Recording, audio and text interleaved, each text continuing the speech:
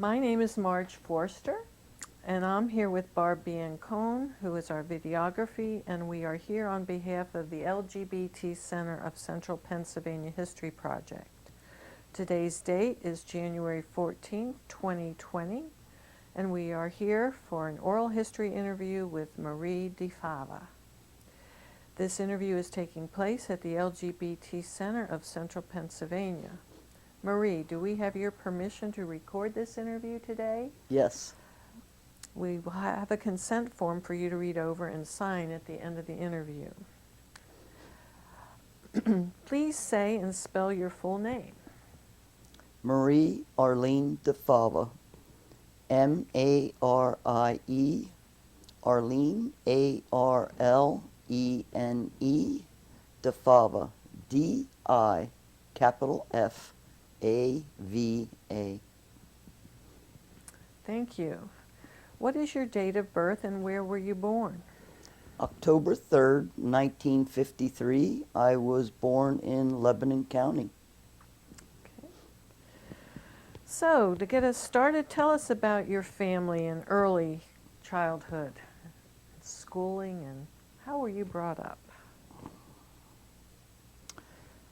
I was born in Lebanon County and have lived in Lebanon County my whole life. I am half Italian and half German, the German half mainly being from Bavaria. My father was the Italian. Both of my grandparents are from Italy. I am third generation here. So I was raised mainly Italian.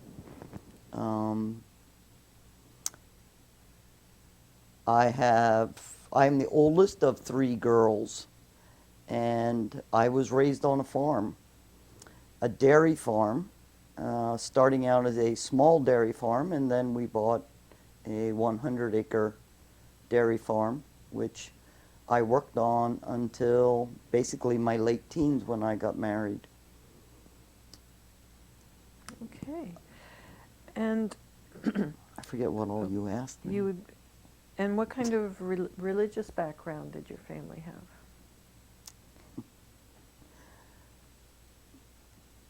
I was raised Lutheran rather than Catholic. Almost my whole family is Catholic. Even the German part, many of them were Catholic, and of course the whole Italian family was Catholic.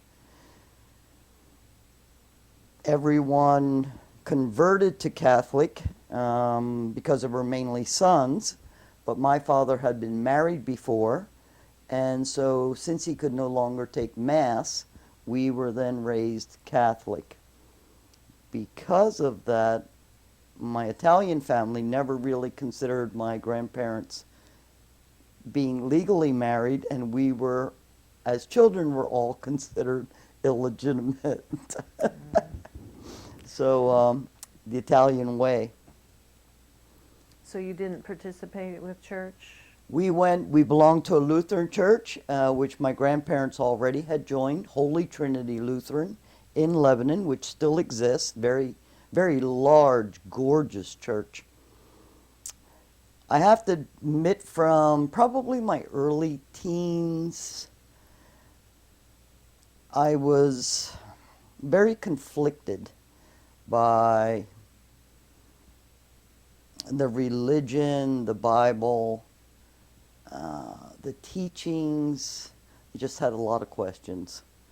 Were you allowed to ask those questions? I was not allowed to ask any questions. That's forbidden in an Italian home. You are ruled by someone who basically considers himself the Godfather. So you are, if it's not in the encyclopedia or the dictionary, you're out of luck. I raised my children in the Lutheran faith. I was very involved in my Lutheran church. I was a cross bearer and a torch bearer. My children involved in the choir, the youth group. But I came and went constantly. I would go, get angry, leave, come back. I mean, and that's the way it went until I was into my 40s. when my youngest daughter sang in a music group which sang in churches in 5 different counties. And all of a sudden, I had an opportunity to get in all types of faiths all over, and became very aware of all my options. And so we started every Sunday that we did not have a responsibility. We went to a different church and a different faith. And that went on for about a year until I was told about the Unitarian Church. And I picked one. They were all about, I think there are 5 within an hour drive of my home. I picked one, and we went down, and we fell in love with it. An old, very old church, like my Lutheran church, just nowhere near as large. We were just very comfortable. We had finally stumbled upon hundreds of people who believed the same thing we believed. Wonderful. And then this was your husband and your children No, went? no. By now I was already divorced. Okay. My husband really didn't practice any faith. He had never even really been in a church until he met me. He then did come to the Lutheran church right till basically our divorce. He probably has not gone back to any church. He basically went because I went with the children, thinking my children needed to be raised in a faith. Did your children then stay with the Unitarian Church? No one has stayed with the Unitarian Church. My 2 oldest children were raised in the Lutheran faith, which they definitely don't agree in. My children are all Unitarian Universalists in their faith. Okay. My youngest daughter was raised in the Unitarian Universalist Church, but none of my children attend the UU Church anymore. My granddaughter has dabbled in the UU faith, but also no one attends. Okay. Well, just to back up a little bit to your childhood, what was your sexual identity like then? I mean, how did you identify?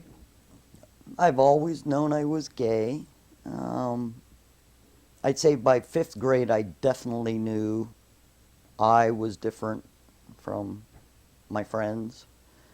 If I want to really trace it back, probably goes all the way back to Sally Starr when I was 6 or 7 years old. And I'm not the only one of my age. Sally Starr was a beautiful woman back then. Was she a magazine No, character, she actually was there was a cartoon thing on TV with Popeye. And she was the host of the cartoon thing with Popeye on. And it happened, that would come on actually right about milking time, afternoon milking time. So if you lied and said you had to go to the bathroom, you could sneak 10 or 15 minutes in the house and quick turn on the TV and watch Sally Starr quick. And back then, cartoons were only really a few minutes long. If you go back into the 50s, cartoons really only averaged between 2 and 10 minutes if you look at the old black and white. So you could actually say you were going to the bathroom and watch a 10-minute Popeye cartoon and see Sally Starr, in black and white, of course. So Sally Starr was someone that people of your age group, what did she mean to you in terms of enlightenment? Well, I thought she or was beautiful. I was very attracted to Okay. her. She was probably the first woman, but I just always knew I was drawn to women. I was terrified of men. But I never really put it all together. There was no one to ask. I didn't know any gay people. Now that I'm older, there were some gay women in my community, but that they were very closeted, so that was not discussed.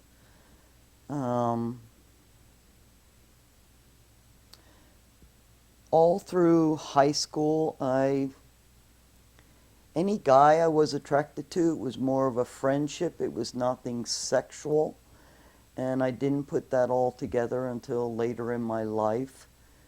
I had no real interest even in pursuing guys other than in friendship, really, or trying to be part of what my friends felt, trying to be included. And I was pursued by a man not long after graduation, actually.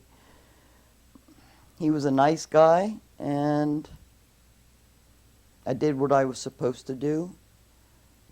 And I got married and had 3 children. I have a son and 2 daughters and a granddaughter. I was married for 19 years. I do not regret one moment of the 19 years. He was my best friend all those years. We liked the same things, wanted the same things. We were fairly decent parents. We liked our kids. We loved our kids. We enjoyed being together. And I was the love of his life, and physically also, and I was not attracted to him physically. And as the time goes on, everything that you have built, the land, the home you've built, the 3 children, all your volunteer work, your jobs, your friends, your family, nothing can fill a hole that's deep inside sexually, which there is no way. You have no desire to have a physical relationship at all with that person. And both people become very sad. And it's bad enough you feel sad for yourself, but it's really horrible when somebody you do care about is your best friend and you can't make that happy. And not only that, you don't want to. You don't want to, and you are causing their sadness. And at the time you separated, were your parents still living? My mother was still alive. I would have never gotten divorced with my father alive. My father, basically, he ran our family. There was a love-hate relationship with him.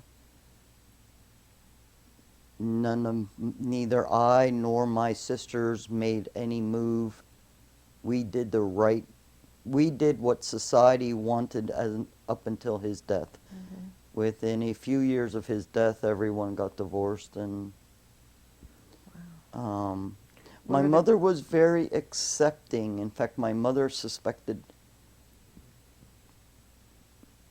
I mean, I knew, but I had shoved that so deep inside, but she had made a comment when my father was still alive. My father had had 3 heart attacks, and his second heart attack at the hospital was the start of AIDS in the community, and people were dying left and right. And she made the comment that God came up with AIDS to get rid of the gays. I walked away from that, and we never discussed that. But years later, after my father passed away, and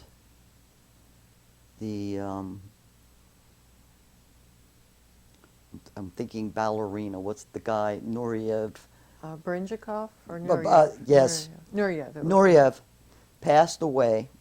I had no idea my mother even followed those things. She was devastated and had seen an article in a magazine where so much of the art world had passed away from AIDS. And she came to me and said, Marie, if somebody doesn't figure out why, what's causing this AIDS? There will be no more arts in the world. They're all dying.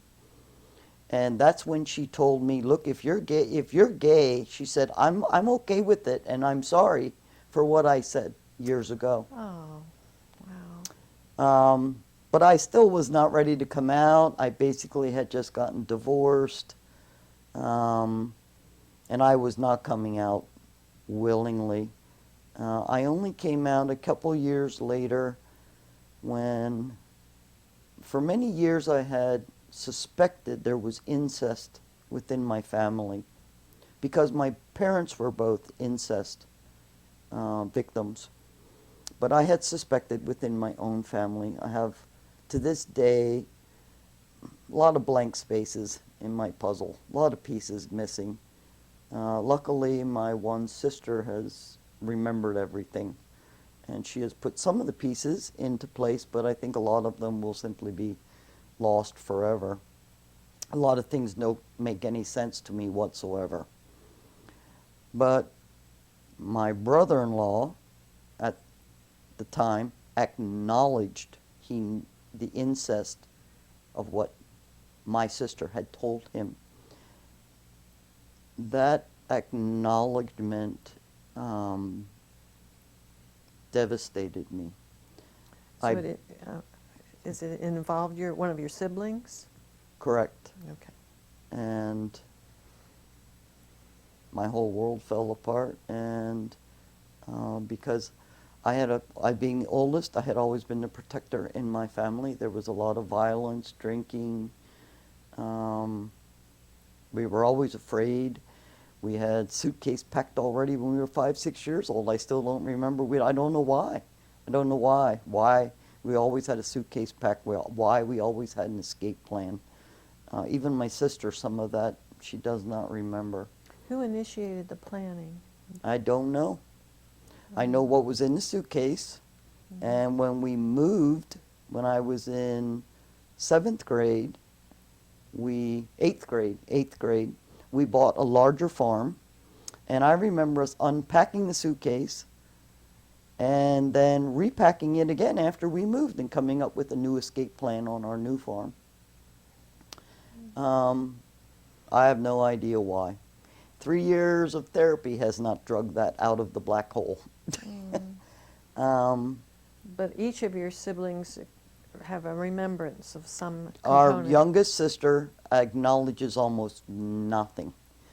It has only been in the past year that she has actually acknowledged that there was a problem in our family, and my father, probably wasn't so nice. And that just, like I said, came about last year when I told her what something my partner had said to me, and that was the final, can't deal with this anymore, the final cruelty, and her acknowledgement of that was that, yes, you do understand. So regarding your mother then, was she still living when you did come out? Oh yes, my mother was very living. Very living. Here she was living. And years later, I did meet someone. I had a 15-year partnership, and my mother was very supportive we had a holy union in our backyard. My mother was very supportive. She was there, supportive until the day she died. In fact, she and my partner's mother was also still alive, they became real buddies until their death, both of them. Both of their ashes are spread on my land. So together. So your relationship with your partner resulted from her death at the end of it. I'm sorry. It's okay. Just grab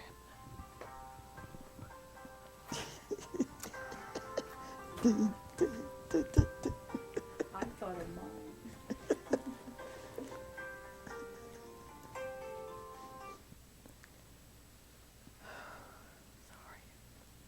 Okay.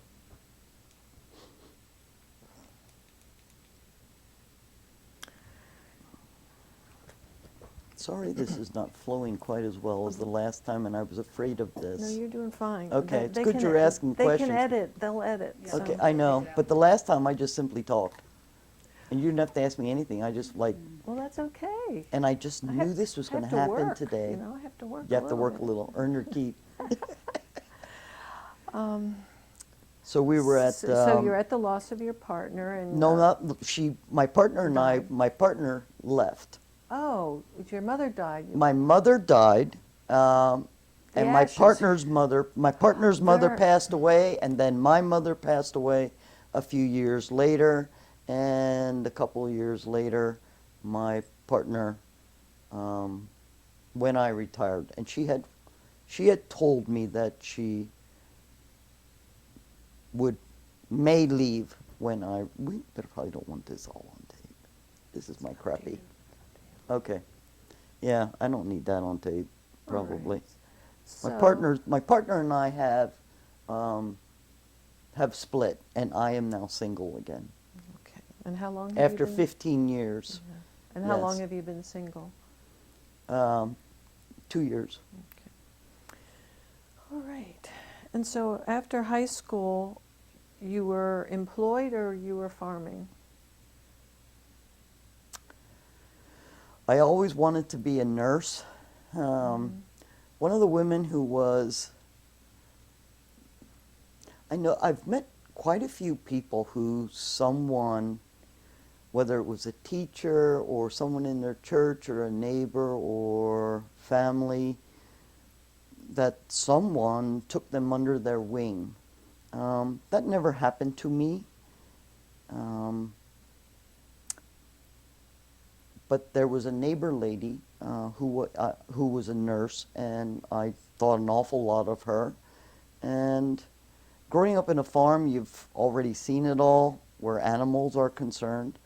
I was, and my mother admitted for many, many years, I was not only a mother to my younger sisters, I was a mother to my mother. It's, I don't know, just part of my personality, part of an interest. But in high school, when it came time to pick courses, and like I said, I was the oldest in the family, my father took my paper and he said that I would not be, I was picking courses, my courses, which until I got that piece of paper, I didn't even know people did that. But he took my paper and told me that I would not be taking academic because girls don't need an education. I would not take FFA because I already lived on a farm, and I'm not taking general because that's for stupid people. He said he had talked to my mother and she took business, and that's what I will take. It was good enough for her. It will be good enough for me.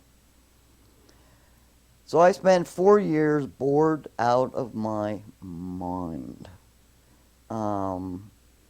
I could not take a language. I could not take sciences and math, which I was fascinated with, and I was stuck with just things that bored me to death. So I spent a lot of time skipping school. My father always had girlfriends, lots of girlfriends, and by the time I was into my teens, he wasn't quite so quiet about it all. And by the time I was, I think 15, I had discovered all of his girlfriends and what was going on. And he moved in and out a lot. We had a hired hand's house on our farm, and he often stayed in there, or motels, or his girlfriends, I don't know, but I ended up having to get up at 3:30 in the morning to milk 36 cattle on our farm before I could go to school. So he had written me a note to go to school 1 hour late, which was an advantage actually because my first class was gym, and I always thought it was kind of stupid that a farm kid needed gym class. Really, I had already worked off a day's worth of calories by the time I got there. Um, but anyway, because I was allowed to come to school an hour late, I was always on the excuse list. So I would walk in the back door and go straight to the office, get a little piece of paper that said I was there, and then I would take my little piece of paper and walk right back out the door and get in my car and go off on my excursions. And the I- teachers never questioned where you were? Oh yeah, Oh, okay. but I would always come back for tests. My grades were fine, and they had trouble proving I wasn't there. I outsmarted them. And that went on right up until my graduation, when the principal, I think I had just pushed him to the limit. He called me into the office and he said that the seniors got out like a week early back then before the other kids. And he said I would have to come the whole week and be with him. So every day I had to go in, and he would give me some topic that I would have to go to the library and research and write so many words on this topic. And he said, this is what I needed to do in order to get my diploma, because he knew I had already been accepted at nursing school, and he knew I wasn't there, but he couldn't prove it.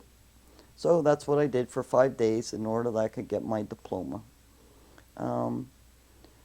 Those last months of high school, the last 4 years, I was part of what is today called a health careers club.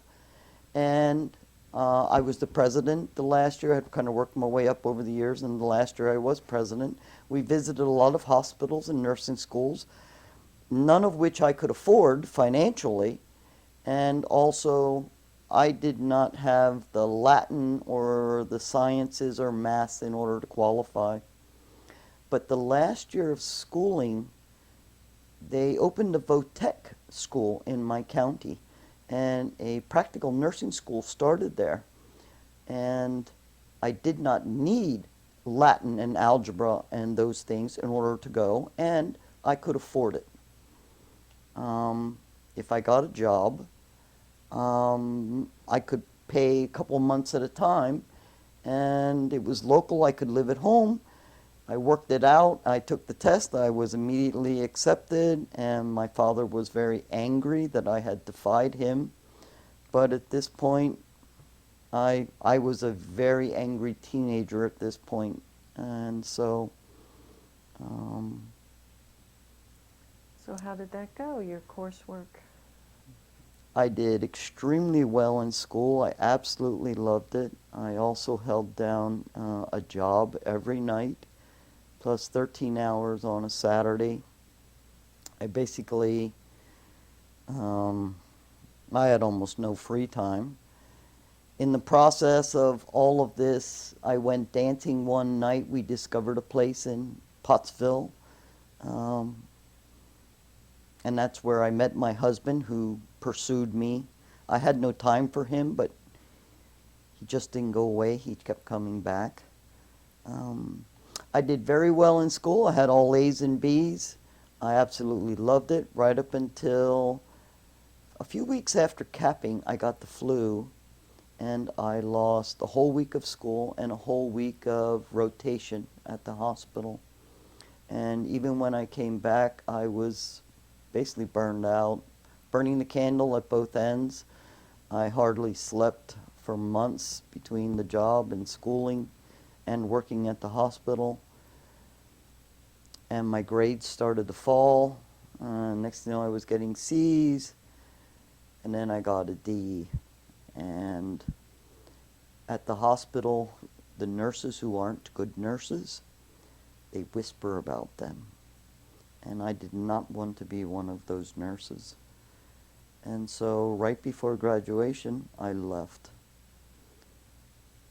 Several years later, I My father was very angry that I left.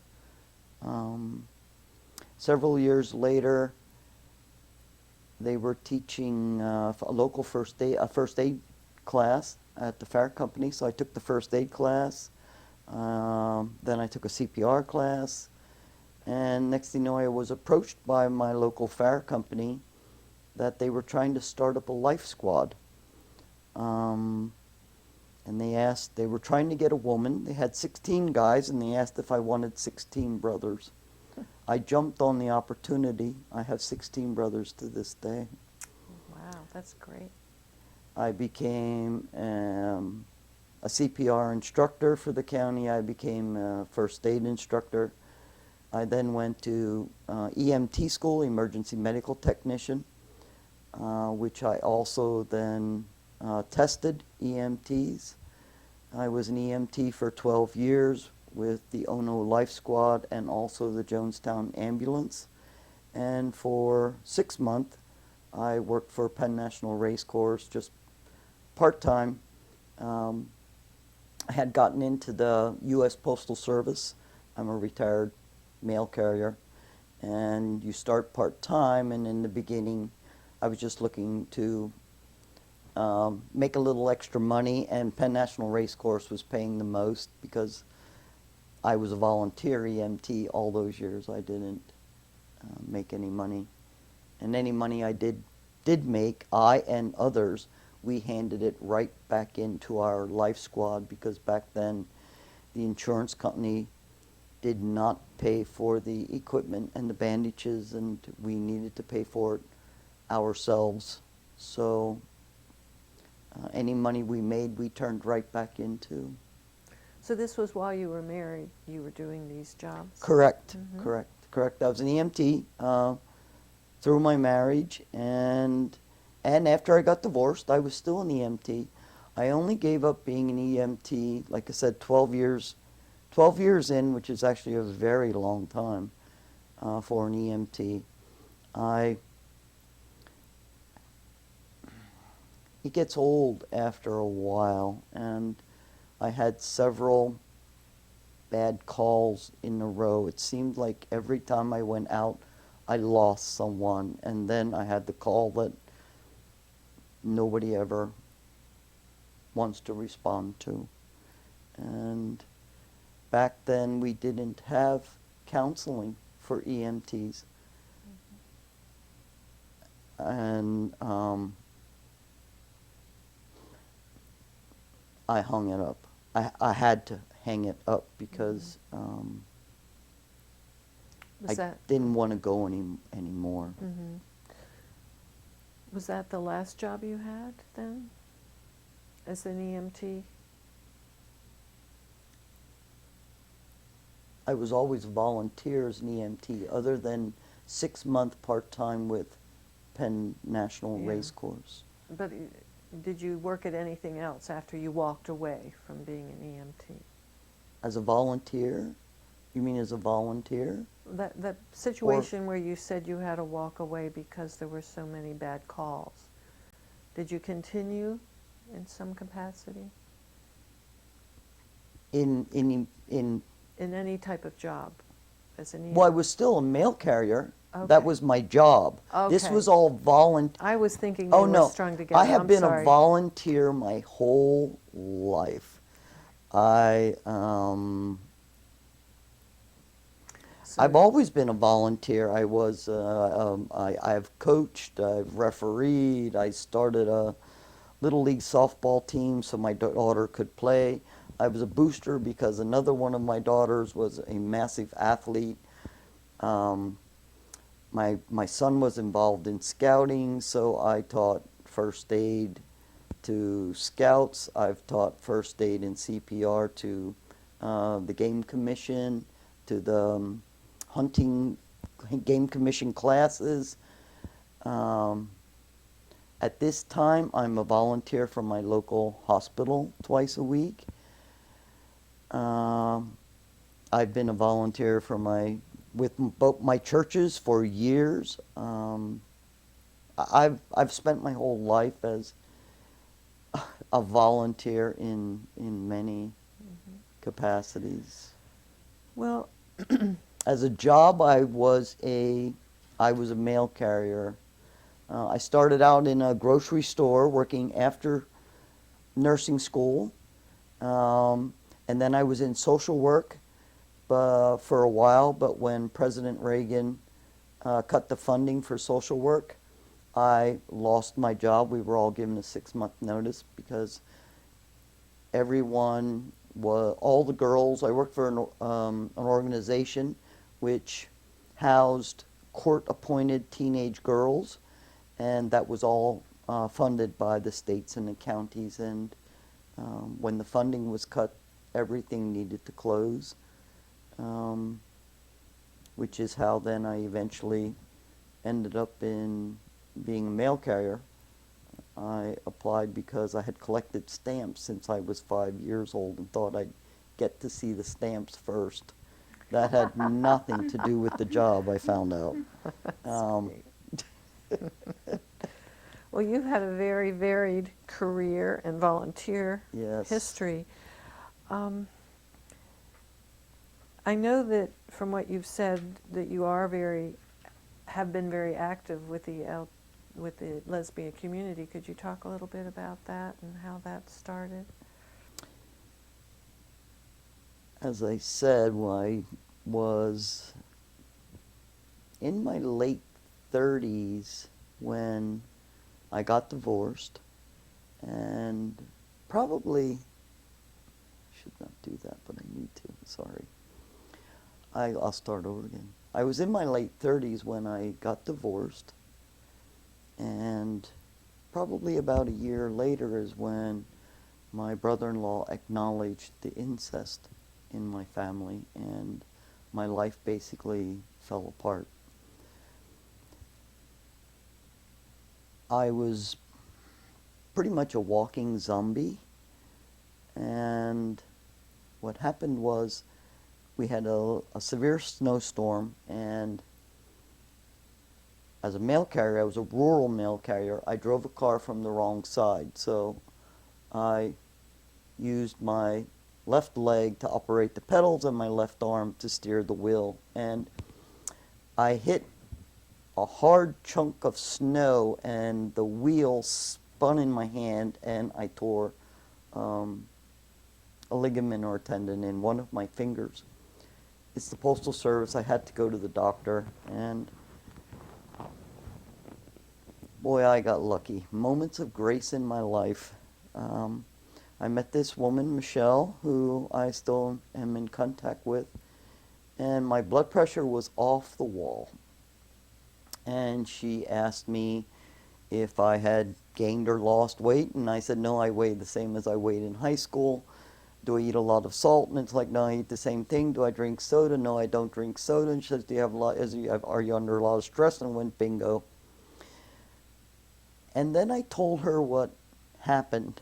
She immediately went out, and I didn't know what she was doing, but she had called Phil Haven to make an appointment for me to find a therapist. And a second day of grace, 2 moments of grace in a row. They had no therapists available whatsoever. She wanted one immediately. A couple about my age, who were from Virginia, had just recently moved to my area in Lebanon County, and it was a husband and wife team who had become therapists at Phil Haven. And because she had just started, and because before she did couples therapy, she was an individual therapist, her schedule was not full, and she took me immediately. Her name is Judy. I stayed in contact with her for many, many years. She basically gave me the tools to save my life, and I will forever be grateful. All the tools that in a healthy family that your parents give you growing up, kids who come from dysfunctional homes They don't have that. No one talks to them. They aren't allowed to talk to other people. What goes on in your home stays in your home. It never leaves the wall. Even if there's severe fighting going on, when a car pulls in the driveway, it immediately stops and everything goes to normal. And even if it has to go to normal for hours, but as that car is later pulling out of the driveway, things pick up exactly where they left off. And that happens in many, many homes that are dysfunctional and violent. So all the things that in a healthy family that you learn from your parents and your healthy family and your healthy friends, or the friends of your parents who hang around at your house, none of that existed for me. And you don't know it if you've never known it. Healthy people don't hang out with dysfunctional people. Dysfunctional people attract other dysfunctional people. So as a kid, you have access to any healthy people. They're running. And if you're not allowed to ask questions, you are basically controlled in your environment.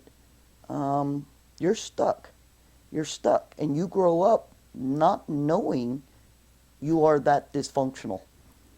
And so this therapist helped you with your Put family all history of and that helped you come out as together. With your identity. I did not come out. She tried for 3 years. I darn right outright refused. And then she left.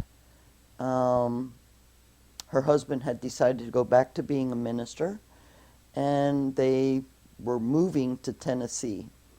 I was devastated because I had spent 3 years basically pulling my whole life apart, and now I had all these puzzle pieces laying on the floor, but I had no one to help me put them back together. And so we stayed in contact. Thank goodness, because, like I said, things were a mess. But I'd say within a year of her leaving, she pushed me out of the closet. And I came out kicking and screaming.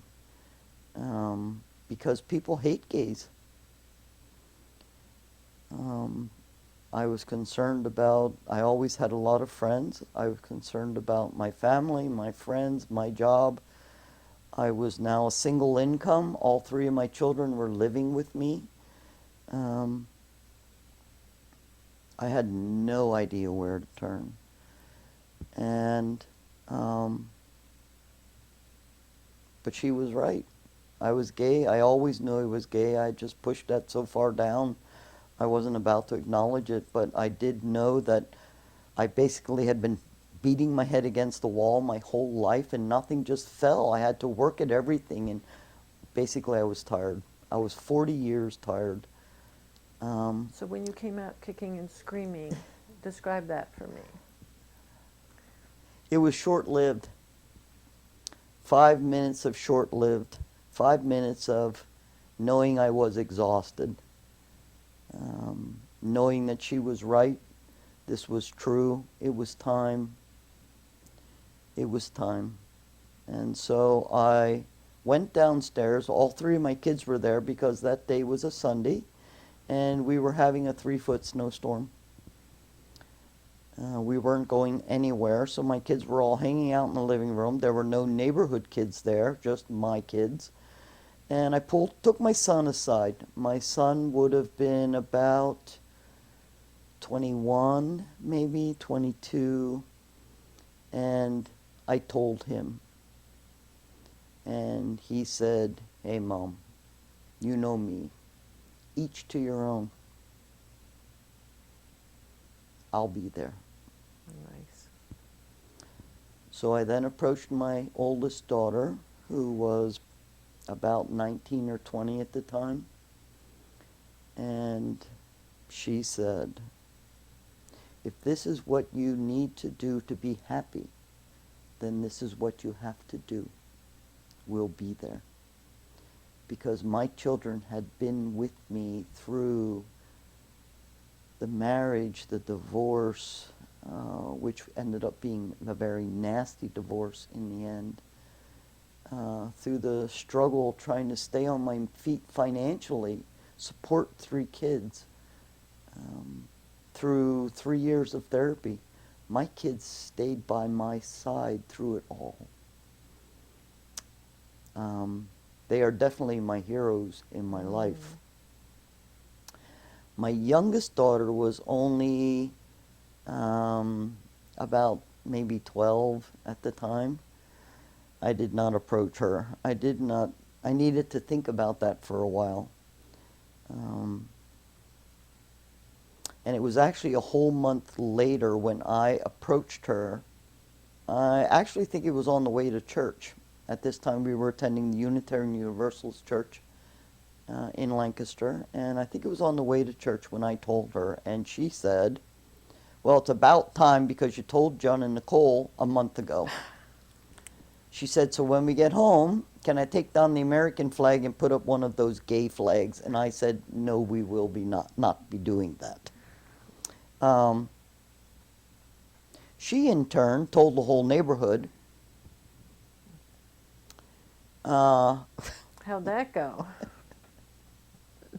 She was very, very proud of me. Well, for many, many months, kids would show up at my door with a lot of questions. Plus, all the kids in the neighborhood who could walk to my house, who were also questioning their sexuality, were all showing up at my home. I did everything I could to help them. At that time, I was fairly ignorant myself. But it was fascinating. Most of the discussions went on sitting on the linoleum of my kitchen floor. Questions such as, "You can't be gay because my sister said the gay people always have pink triangles on their car and you don't have any, Marie. There's no rainbow flag flying at your house and there aren't any rainbows, Marie, so you can't be gay. You were married and have kids. You can't be gay." And so it went on and on. I then called.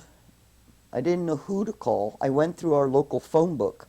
The only thing listed under gay people was our switchboard, which was connected at that time here in Harrisburg.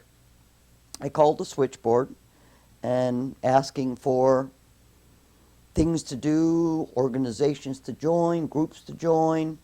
And when I told him I was from Lebanon County, he said, "Well, we don't have anything listed for Lebanon County."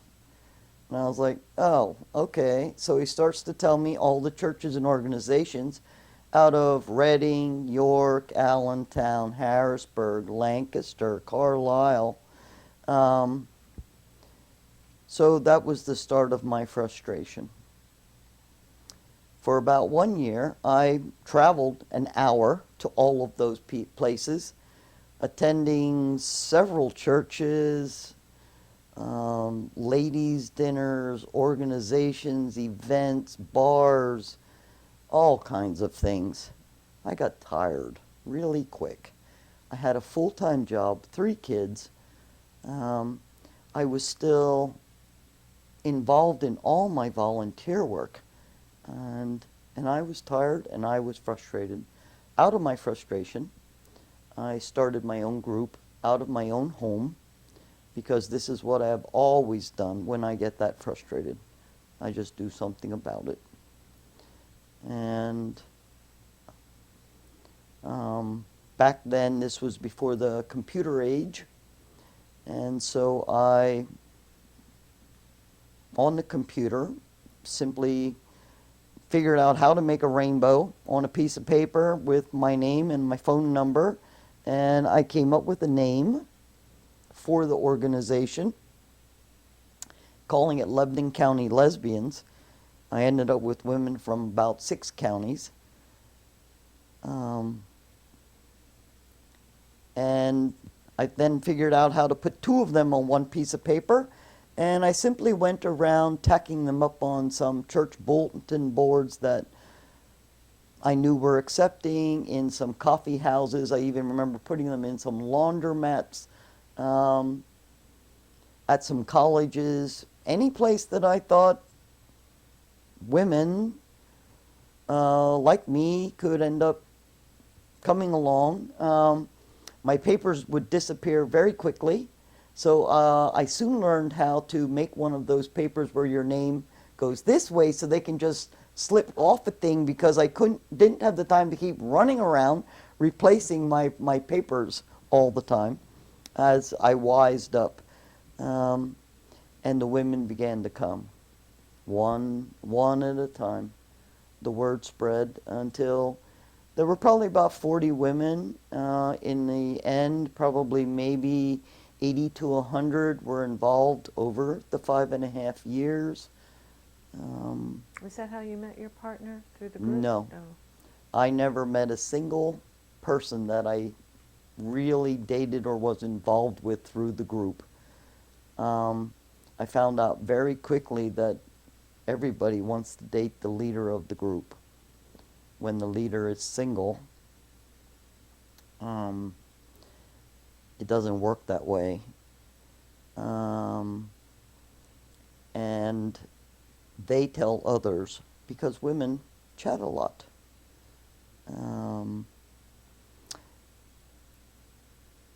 Actually, it was hard for me to meet other women running the group. And about a year after I started my own group, my minister at my church found out, and she asked me to start a group out of my church. So basically for about 5-6 years, I ran a group out of my home, and also a group out of my church, which was for gays, lesbians, bi, men, trans, everyone, where the group in my home was simply for women. The group did very well. The second woman who came about a year into the group wanted to get very involved, and about half of the women at this point did not have access to a computer. And so she started a newsletter for us. It was incredible. And she would mail them monthly to everyone in the group. And then she became an activities director. So we not only had our monthly meeting, we also had at least one activity every month, if not more. We did many things, from horseback riding and whitewater rafting to game nights at my home and movie nights at my home. I'd say almost the biggest that I had gained the most out of the group. I gained the most friends, the best friends. But I would have to be honest and say almost everyone in the group found a friend, found support. We all enjoyed the fact that it was a very diverse group, from young people in their late teens to people who were in their 70s and 80s, from college kids who didn't even have a job, or young people just starting out, to people who made six-figure incomes with degrees. And eventually that group ended. That group did end.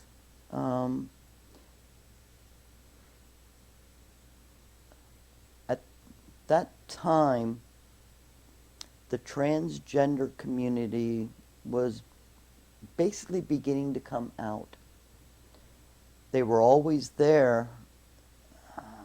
About what But- year is this? My gosh, we're going back about 20 years. Okay. About 20 years. 2000, year 2000. The transgender community was still very, very closeted. But some organizations had started up for the transgender community, and so they had become more visible. And they were looking, a lot of them, to melt into the other men and women groups.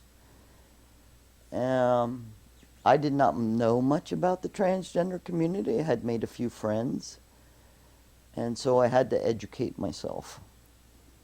And when I educated myself, my feeling was that any of the men who were going through the operation or had already gone through the operation,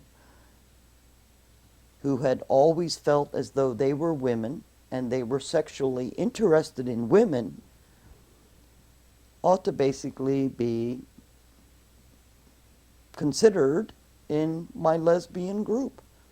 And so I allowed them to come into the group.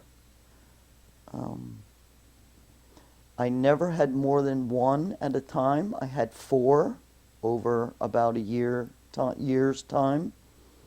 Some were accepted better than others, and often that had to do with that person's personality. But there were women within my group who were not very accepting.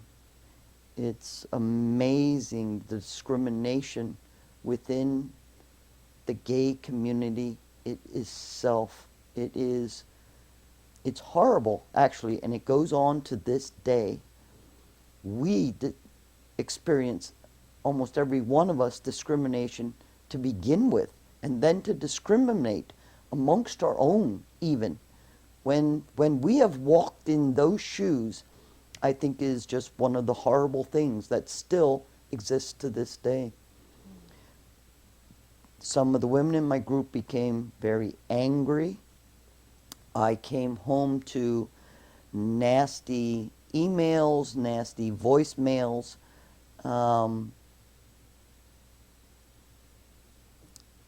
And women stopped. It seemed like over a couple months' time, less and less women were coming to the group. And I reached a point where 2 Sundays in a row, no one came. And the one Sunday, I was very frustrated because I had turned down an opportunity to do something awesome, because that was my group day out of my home, and it was my responsibility to be there. And I decided to hang it up, and no one offered. I sent out a letter to everyone. If anyone wanted to take over the group, of maybe the 40 letters I sent out, no one offered to take over the group. So any money we had in our kitty, I had offered to give it back. No one took it. We had our own library. We actually had several bookcases full of books and magazines and movies that the women had donated over the past several years. And so another letter was sent out, and all of the money, the books and the bookcases, the movies, the magazines, everything, all the paper, the stamps, everything from our newsletter, everything was then donated here to the LGBT Center in Harrisburg. What's your conclusion about why they weren't accepting of the persons who went through transition? They didn't feel their experience was the same and they were uncomfortable sharing in front of them? Or do you think it was just the human condition that we have to elevate ourselves above someone else? Any thoughts? That is an awesome question, and I have a lot of thoughts on that, and the answer is many. It is the human condition to not be accepting of anybody who's a little bit different. We are not a very open-minded people. We think we are, but we're not really. We have to work at it.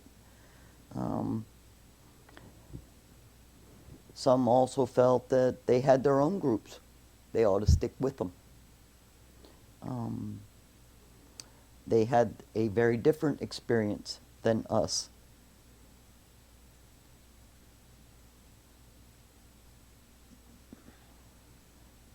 Okay, thank you. And I think for some, they just needed to educate themselves a little bit better. As I've said, the transgender community was just basically really beginning to come out. Today, when I've bumped into some of these women and we have discussed this, today, 20 years later, today when we accept transgenders even more, when we now accept the bi community more, as they have broken that down into all types,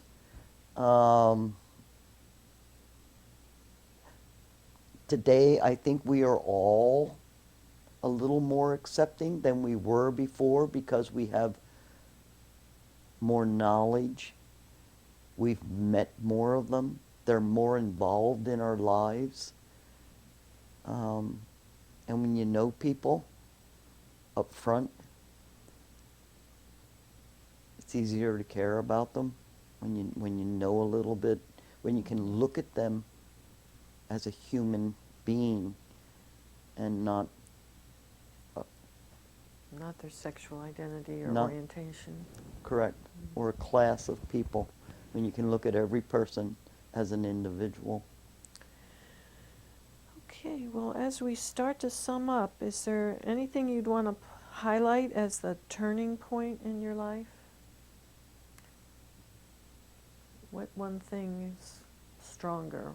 Was it the therapy, or was it when you finally identified with the cartoon character?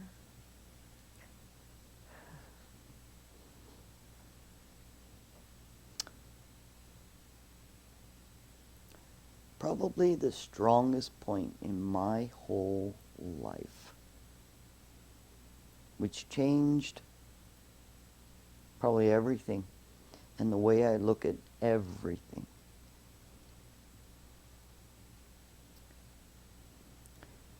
When you grow up in a dysfunctional family, you don't really know what love is. You think you know what love is, but you don't really know what love is. And I loved I'm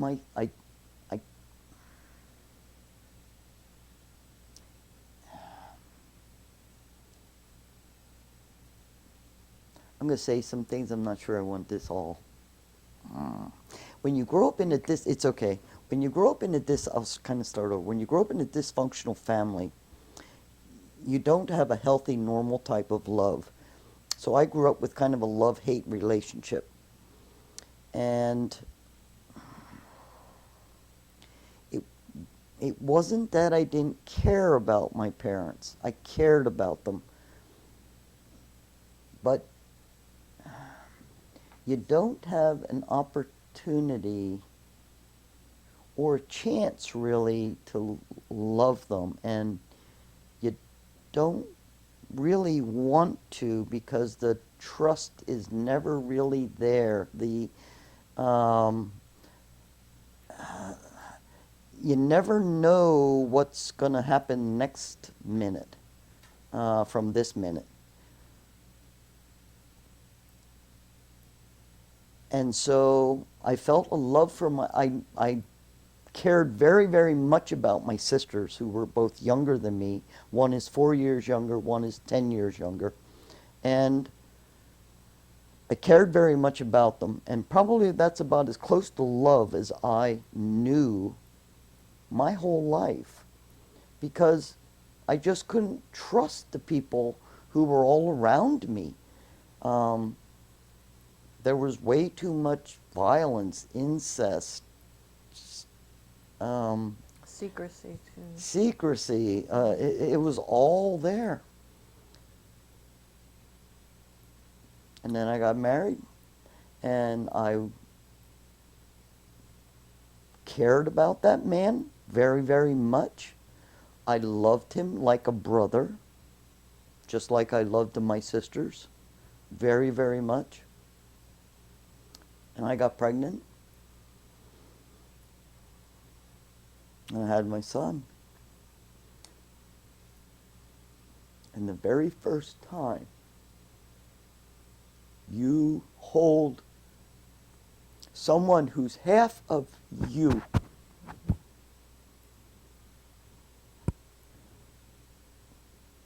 in an instant. Someone I didn't know at all and had no idea what they were going to look like, what they were going to grow up to be like, what they were going to look like, what their personality was going to be.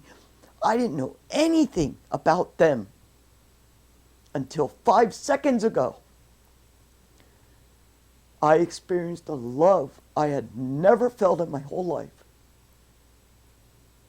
And I've now had the privilege to see 3 more times in 2 daughters and a granddaughter. That is a moment of grace. My first moment. And that changes everything. Everything. Sounds like you have a very cohesive group of children and a granddaughter. Like I said, they're my heroes. They stick beside me no matter what. You have kids? Is there anything you'd like to? Okay. You've seen a lot of changes. Mm-hmm. What challenges do you think remain Oh, my for many. the LGBT? I'm in a challenge right now. I'm 66 years old, part of the old senior community, who is again very frustrated, but very happy today because a group just started. But older women struggle to find each other. Some, their health is not well, so they need something that's handicap accessible. Some don't drive at night, so nighttime activities. There are no more women bars. They no longer exist. There are hardly any women groups, women dinners. It is all, everything has gone digital, computerized, and the old people aren't always very savvy computer-wise.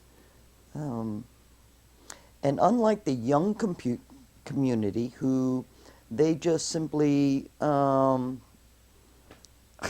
online to all their Twitters and things, and having a granddaughter, I'm more aware of all of this. They can have 1,000 lesbian friends in a couple minutes. For the older people, that just does not exist. And the younger people, they're out. They don't have any problem going to the gas station and going in to get a drink and holding hands in some strange gas station in some strange town.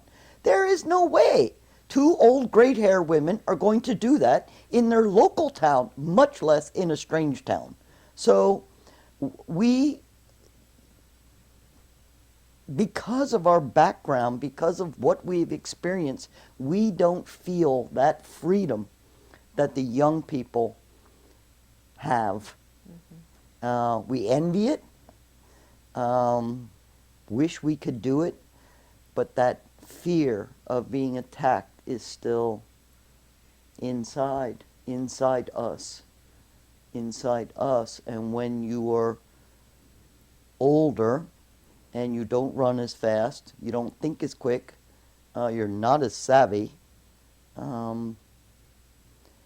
so we still are struggling, and also there is still plenty of the older community, gay community,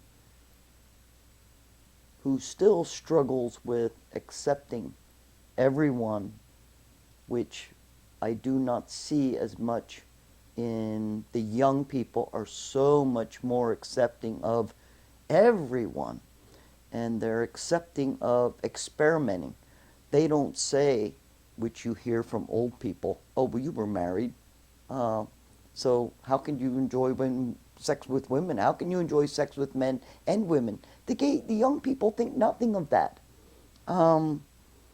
Where the older community is still a little more closed mind and not as accepting. And I think that is partly because we don't have an opportunity maybe to get out as much as we would like to, ought to, have the opportunity to expand our knowledge.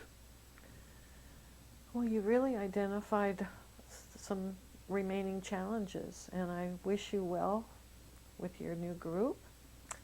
And I really thank you for being with us today.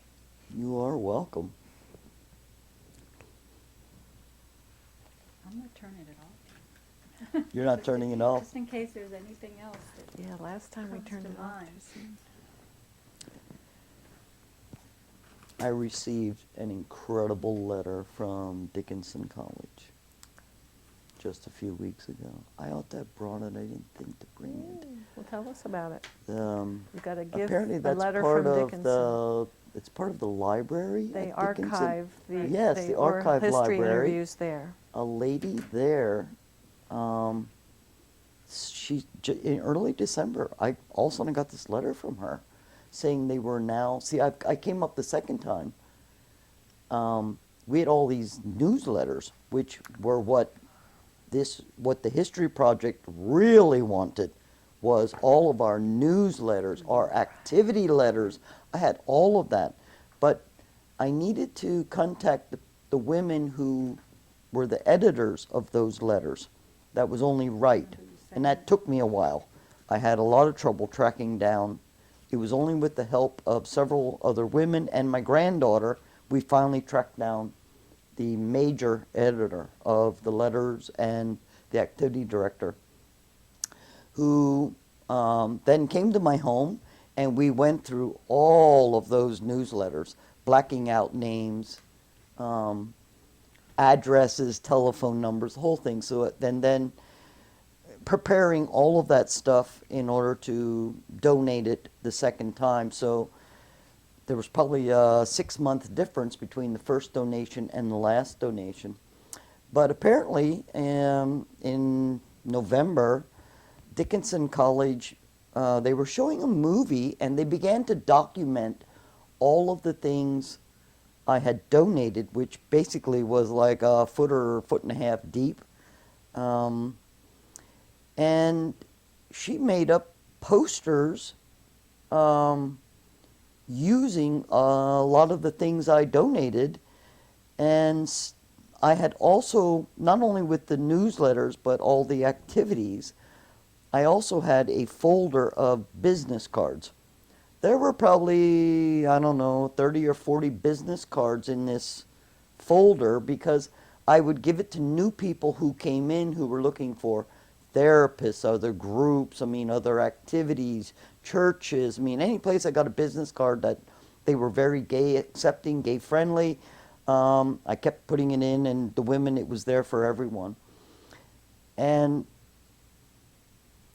she was excited. I think she called it the fact that everything that I gave her has given them veins to places, organizations that they had no knowledge ever even existed.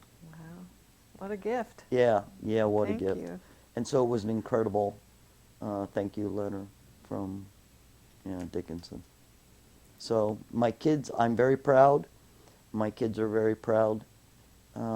They were very accepting of donating all of this and documenting my history. So again, thank you for their support.